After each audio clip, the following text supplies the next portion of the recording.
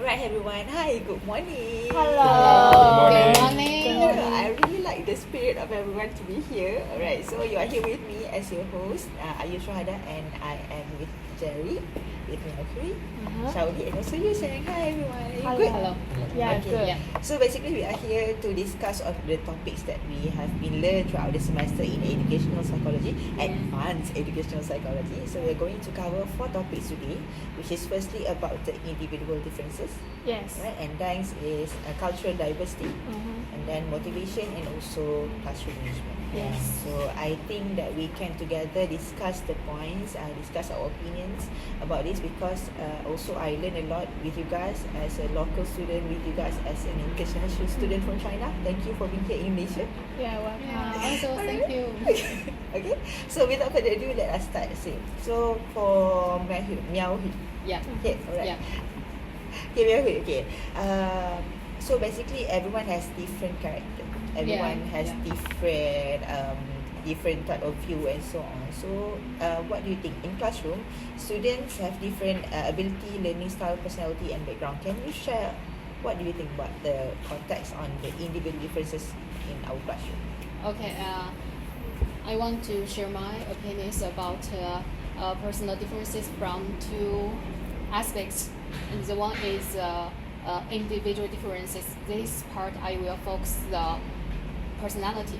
According to the educational psychology zero, we learn in the classroom like Erickson's personality zero.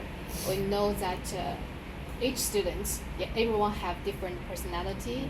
I think in a word, at least we have introvert students and extrovert students, and of course they have very specific and very different classroom behaviors. For example, sometimes we need to express their own opinions in the classroom, but for extrovert students, they can give instant feedback to speaker, to lecturer, teacher, or their teammates. But for students with introvert personalities, maybe they need time to do their silent thinking firstly, or maybe the first thing, if they want to express themselves, the suitable thing for them is to take some notes, and they're more good at write something down to express themselves. So according to different personalities, I think for teachers, maybe we should choose different classroom management strategies. Yeah, and also I think in a classroom, especially our classroom in Malay, we have people from different countries, different personalities.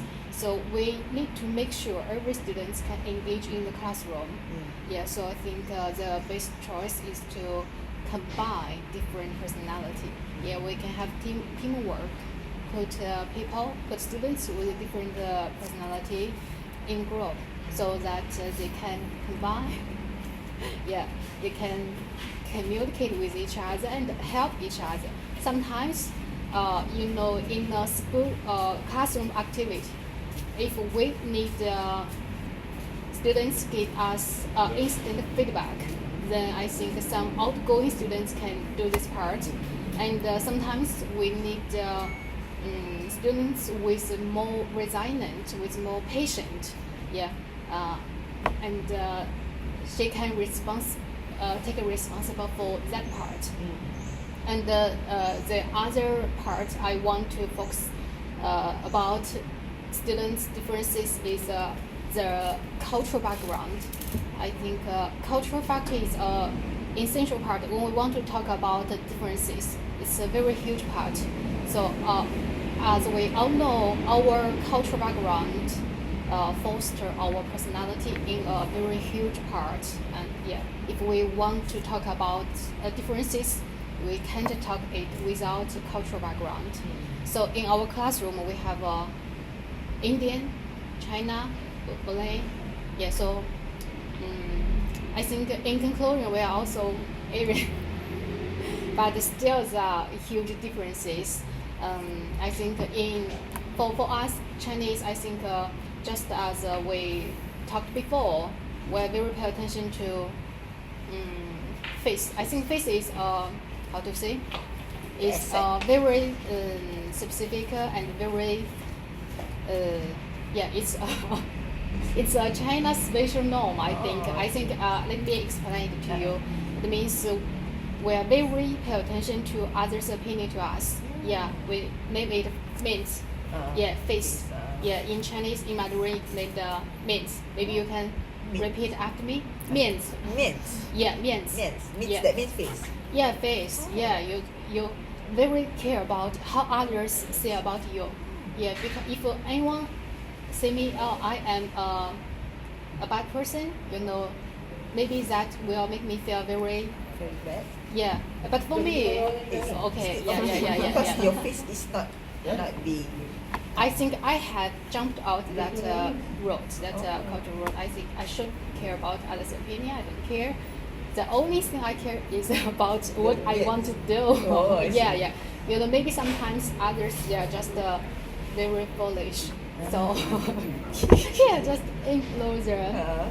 Yeah. So I think that's for our Chinese. Yeah, because that sometimes I think they're very embarrassed to say something in the class because they're very afraid they say something wrong. Yeah, especially most Chinese students, their English frequency is not very well. Yeah. So I think it's a positive feedback. Yeah, we are afraid to mistake, but very afraid to make mistakes. So they will very shy to speak out. Maybe it's a way to protect the self-esteem. Yeah. But to be honest, I'm not very familiar about the Mandarin students' personality. But you're the student and the person I am most familiar with. Yeah. But I always Tolly and me, we always talk about you after class, and we of course we say something very positive about you. Don't be nervous. Yes, some personality we want to learn from you because you're very talkative and you're always very engaged in the classroom. Always say something about the presenter. Yeah, every time when the presenter asks some questions, you're always the first one to answer the question. So you're very talkative and very engaged in the classroom, and also you are very enthusiastic. Yeah. So that's something we want to learn from you. Just it. Okay. Yeah. So I think maybe you are very different from other Malay students, right? I think your personality is very Charming. yeah, very charming and very different. But sometimes when I observe other students from Malay, I think sometimes they more shy than you. Yeah. More quiet.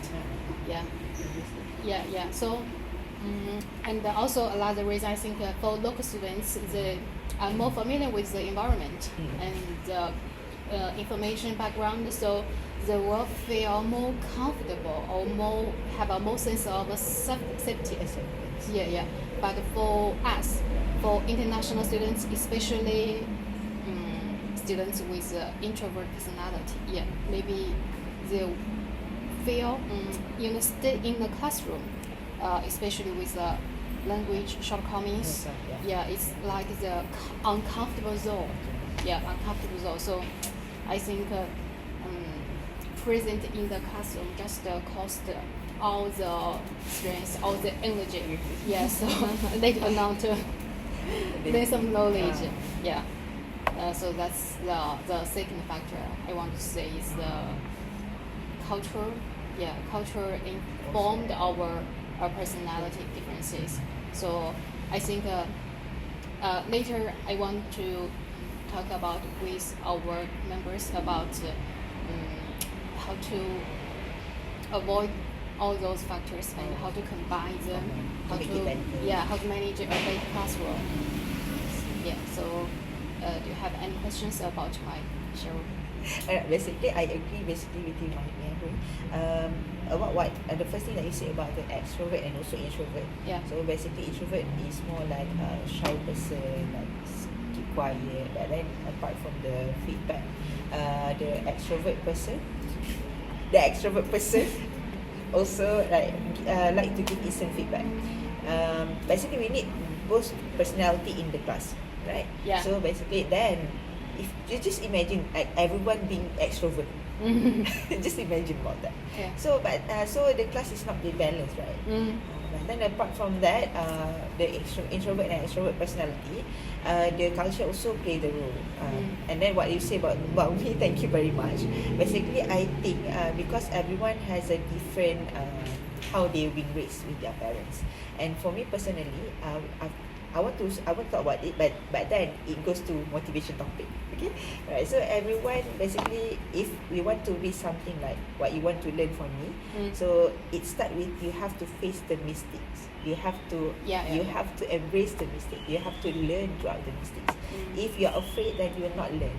So basically, previously, I really did many kind of mistakes, and also the embarrassment. So that teach me. So that is if you want to be something better, then you have to go through the process actually. So that they also make everyone different. You see me that is so basically what you say about me, that you see that I am different from other person, maybe because I am comfortable also with the class. I am also comfortable with you guys. I'm comfortable with Dr. Zakia. That's the reason. You're very confident all the time. What's your secret? So basically, I come to UTM. I just want to learn. I want to learn. I want to embrace that. So even though after that, I just think about it again. What did I say? What did I do wrong? And so on. But then that is the process. I embrace the process. I came here. I just want to learn. So I just like what you say. Just forget about others people say. Right? Yes. So we just do our own work. So apart from the face, how to say that? 面子. Yes. 面子. So about the appearance also, basically it plays a very big role. If you want to know other people impression, for our first impression, you know about the idioms about do not judge a book by its cover. Right? But then everyone judge us on first 7 seconds. That is very important also to like take care our personal impression. So it's normal and it's very logic. But somehow it's not like we have to put that thing as a very important part. Then we forget about the content that we want to learn, we want to be better and so on. So that basically makes everyone is different on their own way. The knowledge, the experience, the mistakes, the culture also. So the individual differences also, I think the teachers need to play a very big role on it's not suspecting, it's not like knowing every student's strength and weakness, so that the strength and weakness of the student can be catered wisely without making the student feel bad. Right? Okay. Alright, so thank you very much, Maya Hui. Okay, so we're going on to our cultural diversity. Do you have some suggestion from her? After this, we go another round for Another suggestion. round. Okay. So we go about the content first. Alright. So how about you, Sauli? What do you think? Because we have different type of students. We have different backgrounds in our class. Especially as we can see in our class, we have Indians.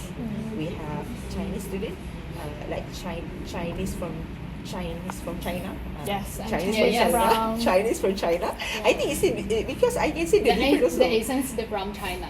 Yeah. Right. So even though the origin is from China, but then I need to also differentiate Chinese from China, also Chinese Malaysia. Yeah. So we can see Indian. So what do you think, and what you can share about the cultural diversity that make us in the classrooms?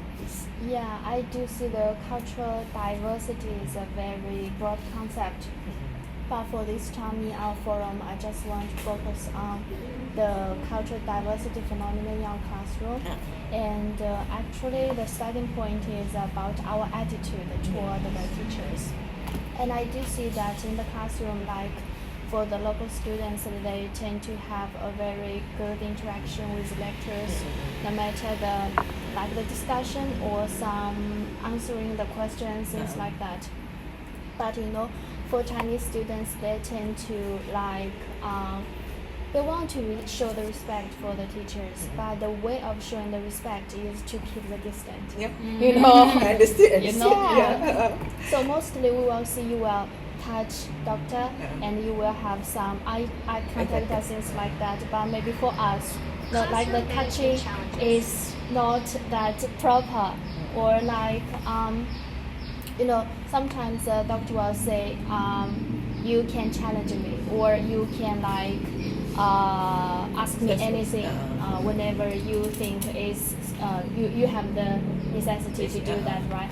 But for in China, in classroom, if you say something or do the questioning, it's not that polite.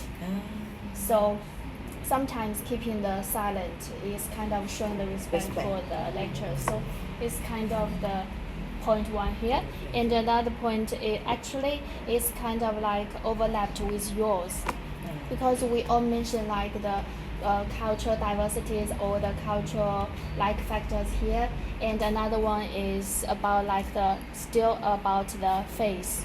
But here I want to say, for my perspective, the face is like the reputation. Yes. It's not like the it's not about the impression about someone, but about his or her reputation. Whether I have a good reputation, do I look like smart? If I say something stupid, or other will think, yeah, you are so stupid, I won't make friends with you anymore. Okay. So yes, so we are afraid of making mistakes because we want to keep the good reputation. Yes. And the third one is like it's kind of like abstract, because it concerns about the collectivism and individualism, and like what we mentioned before. And actually, yeah. So basically, in the Chinese cultural context, we prefer the collectivism, right? So we prefer to do something together, because we think like if we can unite together, we can have great strengths. We can do big things. We can make great contributions or things like that. So if someone they tend to express their ideas individually or as a first person, we tend to think, yeah, you are kind of showing off. You are like the peacock. So it's kind of like the emotional burden for us. So we tend not to be the first one, because if I do like that, you will think I'm a peacock. I'm showing off. I'm doing something so that Just others want will to show off. Yeah, just want to show off. So it's kind of cultural burden here, actually. Yeah. And the next point is about the learning style, and I do see that in the daily classroom, we tend to have a lot of like discussion and debate, and especially like the learning activities like this. But you know, in China, basically, all the evaluations mostly rely on the exam. Exam. Oh, just Yeah, exam. exam. And mostly it's kind of individualized, because we need to remember something, we need to write it down, and all the process that we just do by ourselves. And one important factor here is we do have the awareness of competing with others, because from the childhood we are taught to compete with others. Based on You the s- exam. Yeah. And especially our parents will tell us, you see the neighbor's kid is smarter than you, they are doing better than you, so you need to do better and better. So under this kind of guidance, we tend to competing all the time. Yeah, instead of like, yeah, we need to collaborating, we need to cooperate with each other. Teamwork. Yeah, it's very, very different actually. Yeah. And the last one actually is very common point is about the language fluency. Yeah. So since for Chinese students, maybe the English is not the mother tongue, or even it cannot be regarded as a second language, because mostly it's Mandarin. Yeah, mostly it's Mandarin. So, and English actually happens in the exam or the written form or things like that. So it's not that comfortable for us to expressing ourselves in English, especially in this environment, because if you cannot speak English, actually you cannot communicate with others. So we feel not that comfortable, but we have to do this but we still need to overcome this. So it's kind of challenging for us, and maybe all those factors will lead to the difference that happens in our combined classroom. Yes, agree. Thank you, Sorry, basically, what you say about firstly individualism and also collectivism. Yeah. So for me personally, basically in Malaysia, what I've been taught since my childhood, like primary and secondary school, there are times we need to do like collectivism. Same what you said, that we have to collaborate and we tend to teamwork so that we can make a great job, right? But somehow, according to individualism, like what you said, so you are competing with in the exam. Yeah. In Malaysia also we have that thing. So basically, I think that's an Asian problem because like same our neighbor and our parents always say comparing. Yeah. So basically because it exam based type, and also it showing off our individual intelligence. Some sort of like that. So and then we tend to being compared by our parents. So but then what we can see here in our classroom, doctor try to put us in a collectivism, right? Even though she's asking do you have any question that when you say about the showing off part, to be honest, basically it's not like showing off, but I have to. But I have to basically, if you note that if in our classroom, if there's no one like try to speak up, then everyone will not speak up. Right? Yeah.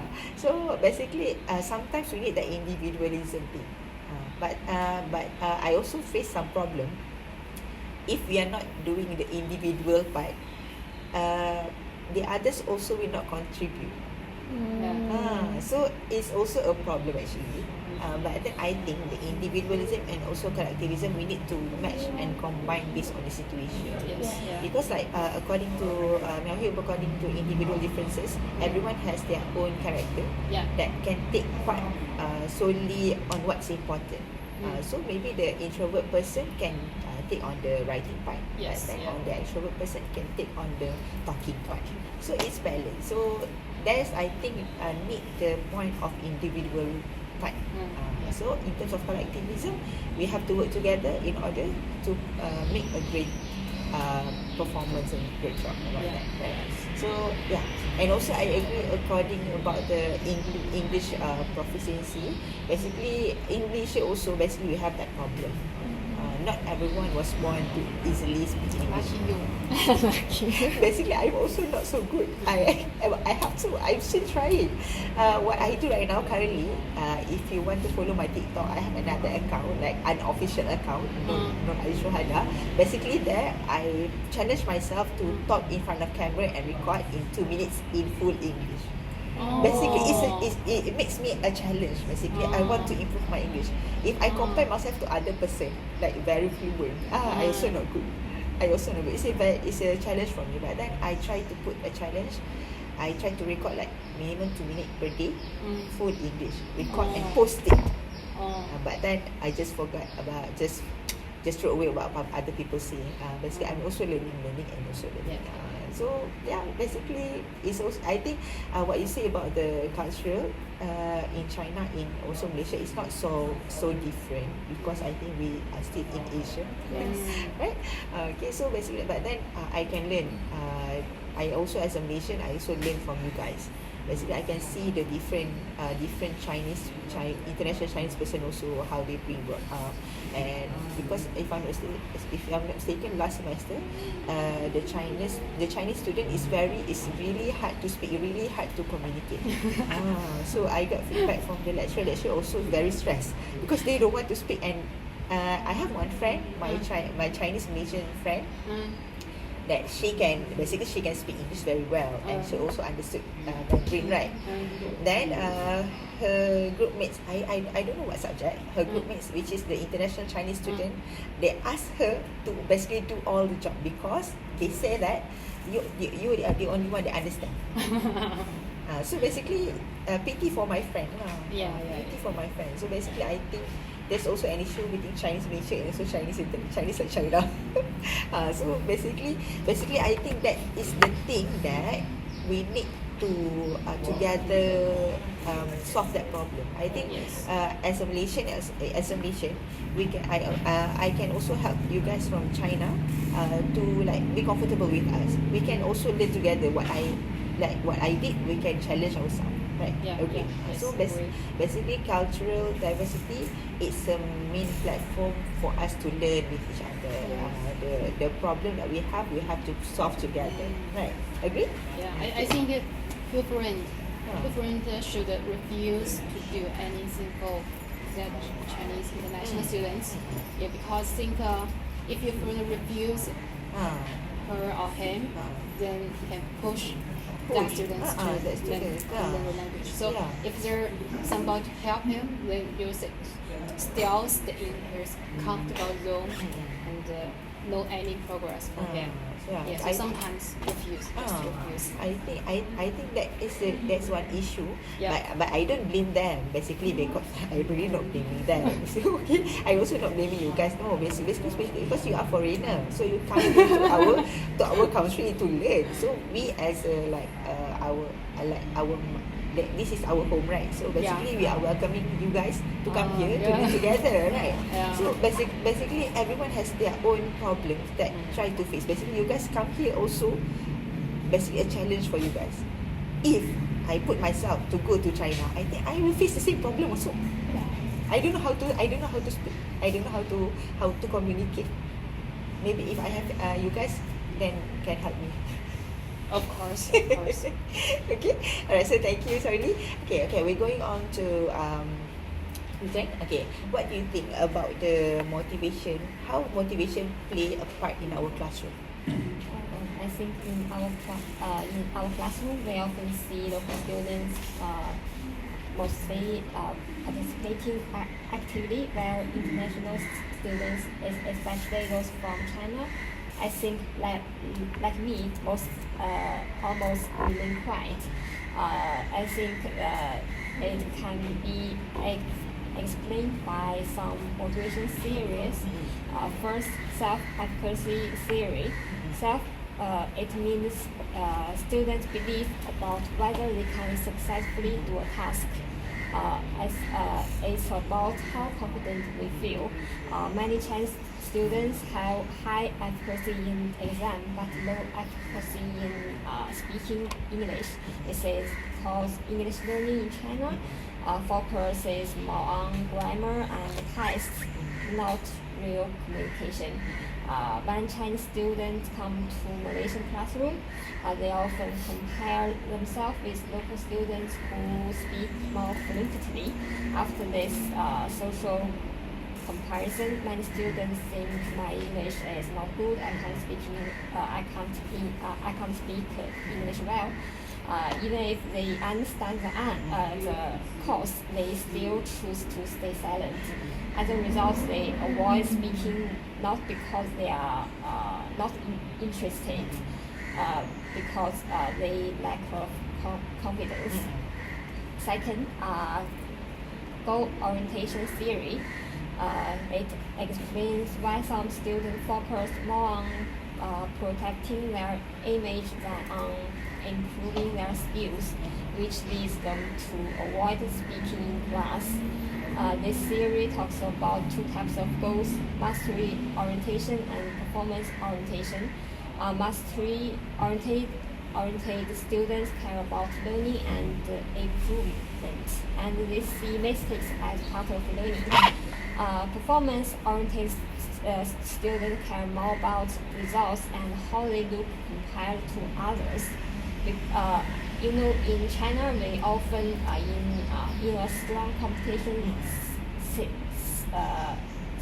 situation, and because of the face culture mentioned by Hui, many students they develop performance avoidance goals. This means they try to avoid situations where they may look weak.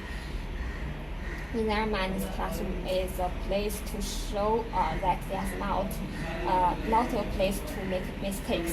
So some students think if I don't speak, I won't make mistakes, and I won't look bad. I think it's to protect their self-worth. they choose silence instead of taking risk. Third one, attribution theory. It means why students who believe their failure can't be changed are more likely to give up trying. This series studies how people explain success and failure. According to Wiener, attribution can be described by three dimensions: local stability and controllability. Sometimes students explain speaking problems by saying, "I have no language talent." This is an internal, stable, and uncontrollable reason. When students think this way, they may develop helpless orientation. Also, in traditional Chinese classroom, teachers are strong authority figures. Students are taught to listen quietly and not interrupt. So some students may think silence is normal and respectful, and they see participation as something not required. This is an external and uncontrollable thinking. Also reduce motivation to speak. So from the teacher side, low participation is not only about attitude but also about students' beliefs, past learning experience, and the cultural habits. So that's all. I think so. Basically, what important is self-efficacy theory. So basically, self-efficacy it's meaning that the confidence of everyone to speak up, to like be the center person, or basically, or also internal confidence to speak up. So basically, it's not about speak up only. It's about everything. If you want to communicate with each other, if you want to go to buy food, if you don't have that efficacy that's strong enough to buy food, you cannot buy food. You don't want to buy food also, right? So basically, but what I learned from you guys is basically, Chinese student is very afraid of being labeled, being judged, right? So being labeled, being judged, being afraid of doing mistakes. So basically, motivation is very important part to play a role in to make sure that every student will take part in the class. So also, can you share about the attribution theory? Attribution, it's who believe their failure can't be changed are more likely to give up trying. Explain success and failure. Is it between fear and success? Is it between fear and success? How to say? Like about the attribution theory? Attribution theory. Motivation theory. It's like when, suppose if you have faced the failure, maybe you will label it as the internal one or the outside one. If for the internal one, like, I don't have the ability to do that, maybe you will feel more like sense of failure, right? But if you think, because the exam is too hard, it's like the outside. So, so basically internal factor and also outside factor, is it? Yeah. Understood. You don't pass the exam. Internal fact is because I am not to work hard. It's my fault. And the outside factor, it's because the exam is hard. The doctor didn't give the right difficult. It's like the different reasons. I see. Understood. But then, basically, if I'm not mistaken, like I want to say about the motivation part on the individual differences, right? What we have is, right? So basically, for me personally, I am very like put motivation as the priority for me myself. Like, even though like I want to come here, I know that I'm going to be late. Basically, like today I'm going to be late. So basically, the motivation that I just need to come because this is my responsibility. So that's the motivation that pushed me. But then there's one that, if I'm not mistaken, that I learned in the theories of motivation subject. So basically, motivation and discipline is very different. But then, by motivation, we build up the discipline actually. So if you don't have the motivation, you will not build the discipline. Do you agree with that? Yes, yeah. So that reminds me another factor Ah. why most international Chinese students they're very no engaged in the classroom. I think the reason why they choose to study abroad in Malay, the motivation is because I want to know. yeah, when they graduated from the International university, college. yeah, when they graduated from the university, when they get the bachelor degree, but they still can find a suitable job. Oh. Yeah, so to avoid the crisis, very serious job marketing. Oh. Yeah, to avoid something, I think. Oh, so Yeah. avoid the competing also. Yeah, yes. Reduce. Reduce, competition. reduce the Maybe. competition. So, but Yeah. basically, if you learn Chinese student, if you go international, your degree will be more expensive if you go back to China, right? It's like like- sounds like more fancy. Fancy. Not fancy. I see. I get back to the reputation part. I see. Yeah. I get back to Yeah. I see. Okay. I understand. And also it depends which city you will choose to find a job. Oh, UTM is like well known in China, is it? One low. Yeah, is it well known? Like, is it popular? UTM is one of the popular university in I China. think We No. know it's a public university. Yeah.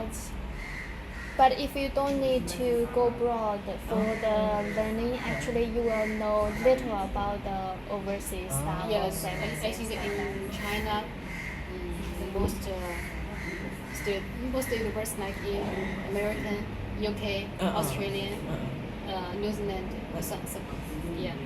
some university from those country maybe are most well known for them. Yeah, if you graduated from Malay or Thailand, Philippines or some country from South Asia, yeah, they will. I don't know how to say. But How to actually, say it right. even though you say like the USA or UK or things like that, actually it's just like the frontier university can be known. But for the lower part, we still not know. So Yeah. you know, it's like do you know the ranking, the QS The ranking? QS ranking, Yeah. But actually, we will check the ranking. Oh, you check the ranking. We will check Yes. the ranking. Yeah. Yes, Like the so I think Times the UTM ranking. is very good, and we are very proud of its Being Yeah. a its UTM ranking. student. Yeah. Yeah. I also proud of being Malaysia because you're choosing Malaysia as your place to study. Right? Basically, yes, I think that's one motivation factor. Yeah. Basically, for me personally also actually, for Malaysian also, Yeah. if you learn abroad, I think Yes. it's the same. You are getting a fancy certificate. Yes, you mentioned you want to learn something. It's your Uh-uh. internal motivation, and Uh-uh. I think that's the most right one Uh-uh. and the most effective motivation. Effective, yes. Yeah, but for some international students, so Because outside outs- factor, yeah, it's not outside from factor. internal. Yeah. Apart from internal, they choose outer motivation. Yeah, sometimes factor. it's just because they have no choice. They have to choose. Yeah. Oh, but then you have to go Some. So how about you? How about some. you? How about you? Internal. Internal. Totally internal. Internal. So Jerry, what about you? What are your motivation to come here? Yeah, ask him because he just graduated, so ask him. Oh, yeah. Yeah. Graduated from He's the youngest one. Your youngest. Oh. Yeah, just graduated from the degree. Yeah, Undergraduate so ask him. degree. Oh, Yeah, so ask him. what is your motivation to come here? It's a beautiful country. I see. Okay, thank you. Tell the very much. truth, you've never been here, so why do you know it's a Oh. beautiful country? Oh. Because That's I not the have truth. no ability and not enough money to go other countries. Malaysia is The nice. cheapest lah. Yeah. Okay. So still can consider the financial part. Yeah, also Ah. for me, it's another reason for me. Yeah, financial part. Financial part. Yeah, so Malaysia is a country that still I can affordable. trust. Still affordable. Yeah. I also agree. If you compare with UK, US, the currency is very high, right? Yeah. Yes. So They doesn't deserve that price. No. They don't deserve. doesn't deserve. Yeah. Better to be here. Yes, here is better. I love But, it. okay, so thank you for the motivation, but it's very crucial basically. as a teacher also we need to put the motivation to our students, right? Okay. Right. So so moving on to Jerry. Okay. So we are moving to how to manage the classroom. So what have we discussed on the topics about the individual differences, about the cultural diversity, and also the motivation part? How do you think that we can manage our class throughout the factors that we discussed just now? Although I'm not a teacher, but as a student, I know students often lack intrinsic motivation to participate actively, and resulting in distracted behaviors like scrolling on devices and chatting with others and or daydreaming. Oh, the dreaming. Okay. And passive listening without critical thinking or outright disinterested in less content. This issue is amplified when lessons fail to connect to students' real life experiences or accommodate their individual learning preference. And the next one is inconsistent rural implementation. Rural implementation. Uneven enforcement of classroom rules, for example, overlooking minor disruptions from some students, while punishing the same actions in others, leads to students' confusion about behavior expectations, resentment towards the teacher, and gradual erosion of respect for the classroom's authority structure. Over time, this inconsistency can escalate into more serious disciplinary issues as students perceive the system as unfair. And the next one is difficulty catering to diverse learning needs. Addressing the wide spectrum of academic levels, learning styles, visual, auditory, and kinesthetic, and special educational requirements such as students with learning disabilities or English language learners, while maintaining on lesson pace is a constant struggle for educators. Failing to adapt instruction often leaves struggling students feeling behind and advanced students feeling unchallenged, both of which can feel disengagement and behavior problems. The fourth is a poor transition management between classes. Poor transition. Yeah. Disorganized shifts between classroom activities, such as moving from a lecture to group work, or from independent practice to a classroom discussion, waste valuable instructional time and often trigger disruptions without clear structured transitions like timed warnings, routine signals. Students may linger on previous tasks, lose focus, or engage in off-task behavior, disrupting the flow of the lesson. The last one, I think, is a tension between discipline and a positive classroom climate. Striking in a sustainable balance between maintaining strict behavior standards and fostering a supportive, creative learning environment is one of the most persistent challenges. Overly strict settings can stifle student initiative, curiosity, and willingness to take academic risks.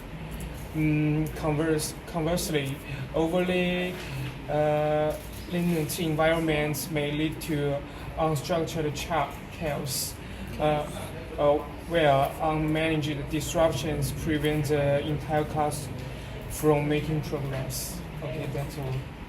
Okay, all right. Thank you, Jerry. So basically, what I can learn from you that basically on the classroom management, everyone has their own abilities that we need to cater. Even though you're not a teacher, but then you can see as a student that everyone has their own personal style, right? So and then I can see that also the environment plays a very big role. That we have to create a very creative circle for the students. And also you said about the transition, poor transition. If we are like learning about certain topic and then suddenly change the activity also plays a role that the student will not engage because the student is very surprised with the change. Is it? Yeah. Okay. Alright. So we can see that what I understood on the topics that we discussed on today. So firstly on the individual differences, on also on the cultural diversity and also motivation and cultural management part. So we can see the combination that actually we need all of it for us to be a better student and also a better educator. But before that, we are moving on to the measures or the improvement or suggestion part. So, Yang Hui, what is your suggestion to improve the students based on the individual? I have a suggestion. Huh. So, One is enough. yeah, so maybe one is enough. Uh-uh. So, like to make it Uh-uh. concise. It's Okay. 30 minutes more than. Okay. Okay. So we'll start from you. Okay, about my suggestion for personality differences in classroom. So first, I think one basic rule is to respect every student's differences, respect the different, and to build a more inclusive classroom. But in the meantime, we should to promote a more organized and effective classroom. Effective. Yeah, effective. So I think we can use some teaching strategies, like scaffolding. Teamwork. Team. Yeah, I think teamwork is most effective one. Yeah, to combine everyone's personality. Yeah, and someone is suitable to be the leader, like you, and someone is suitable to take notes. Yeah, and also I think we should, as a teacher, we should tell our students, yeah, everyone is different. Respect is a different personalities. Yeah, maybe it's a shortcoming in here, but maybe when we change the situation, I think It's a different it's a positive. positive. Yeah. Positive, yeah. positive, You positive get that. outcome. Yeah. Positive outcome. Right. I agree. Okay, moving on to Saudi. So for me, since you mentioned like the individual difference, and for me, I think we need to combine them. So you mentioned like if you are active in speaking, maybe you can do the talking. If I'm good at like the note taking, I can do the note taking. But actually, we can do the role allocation, which means like we can take turns to do this task, so that everyone can have the chance to try some new task. Yes, maybe I'm good at note taking, but maybe I can try to do the talking. I can try to feel the feeling of talking, to have the new experience of talking. So we can, through the role allocation, we can have more chance, more possibility. More opportunities. Yes. Okay, I agree. Okay, thank you, Saudi. Okay, after that, I will like confirm. Right. For Yusuf. To help students feel self-efficacy, can through step by step, teacher can use modeling by sharing their own experience and can try to change the classroom from performance focused to mastery focused. Teacher should also praise effort, not about ability. This helps students growth mindset, and when students have problems, teacher can help them see that the problem is about strategy, not ability. This helps students feel the participation is controllable and learnable. Thank you. Jerry? Okay, in my opinion, we can use positive reinforcement. Positive reinforcement. Like mobile praise, small rewards, or public recognition of good behavior to encourage detailed actions rather than focusing solely on punishment. Yes. And create safe space for mistakes by Yes. framing errors as learning opportunities. This encourages students to take academic risks without fear of judgment. Yeah, that's right. So thank you, Jerry. So basically, let me repeat. So from Hui, you said that firstly we need to respect every differences. I really agree. So everyone has different history. Yeah. Different how Yes. upbringing that makes them as they are right now. Basically, if you respect that other person history or background, Yeah. basically we are not likely to easily judge them. Yes. And we can help them what we can help. Yeah. Right? And then about the scaffolding, we are mentoring what the right thing to do, and then we can bring them together to be success like us, and then that is a scaffolding, right? Yeah. Okay. Right. So according to Sauli said about basically on the role changing turn. So yes, everyone, even though that we are talking about the introvert and extrovert personality, so basically everyone has their own strength and weaknesses. So when everyone try about different roles, so everyone can go through the process, and maybe they think that okay, I'm good at this part, but then after they try they try the new role, they feel like, oh, I'm also good at this part, so we can enhance our skill actually, right? So going on to motivation part on from user said about the